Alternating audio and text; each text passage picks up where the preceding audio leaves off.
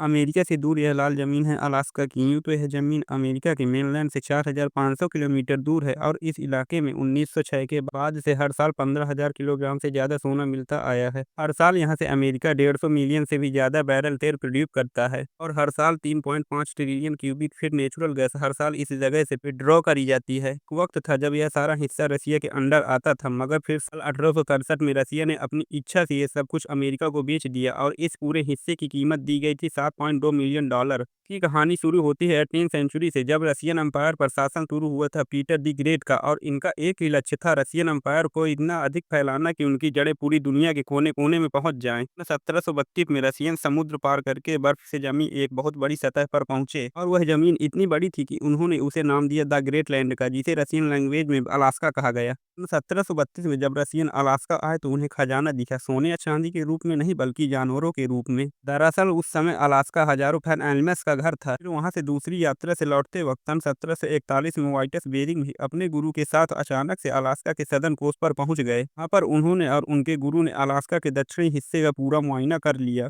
वाइटस तो खुद रसिया पहुंचने से पहले ही बीमारी के कारण मर गए, मगर उनके बचे हुए क्रू मेंबर्स ने सारी फॉर्मेशन रसिया तक सक्सेसफुली पहुंचा दी कि उस जगह लोग कम थे, इसलिए उनका कंपटीशन भी कम होगा। इस सोच के साथ रसिया के ढेर सारे क्रिएटर्स और क्राफ्टमैन अलास्का आने लगे। वहां के कोस्टल एरिया में कॉलोनी फॉर्म करके बर्फीले जानवरों को लगातार मारने लगे। इससे उन्हें दो फायदे मिलते थे। जानवरों को मारने के बाद उसके मीट से वे लोग अपना पेट भरते थे और फर बेचकर अपनी जेबें भर लेते थे। फर का ट्रेड जब बहुत ज्यादा बढ़ने लगा तो इसे स्पेंड करने के लिए साल 1799 में रसियन अमेरिकन कंपनी की स्थापना की गई। हाँ, बायर और सेलर दोनों की इंडिविजुअली डील करना पड़ता था। अब वहीं दोनों के बीच का सारा ट्रेड ये कंपनी हैंडल करने लगी और बिजनेस बढ़ता गया। ये जमीन कब्जा रहा था और किसी ने कुछ नहीं कहा। देखते ही देखते 700 रसियंस ने अलास्का पे अपना आधिपत्य ले लिया था। इस समय रसिया ने अलास्का को पॉपुलेट करना शुरू किया था। तब तक यूएसए एक अलग देश बन चुका था। उसका अपना टैक्सेशन, अपना ट्रेड और हर एक स्टेप पर अपना पर्सनल कंट्रोल था। यही कारण था कि अमेरिका रसिया के इस एडिक्ट से काफी नाराज था, और यह इसलिए नहीं कि रसिया ने जमीन के इतने बड़े हिस्से को अपने अंडर कर लिया है, पर इसलिए कि वह जमीन का इतना बड़ा हिस्सा और जनरली यूजलेस था।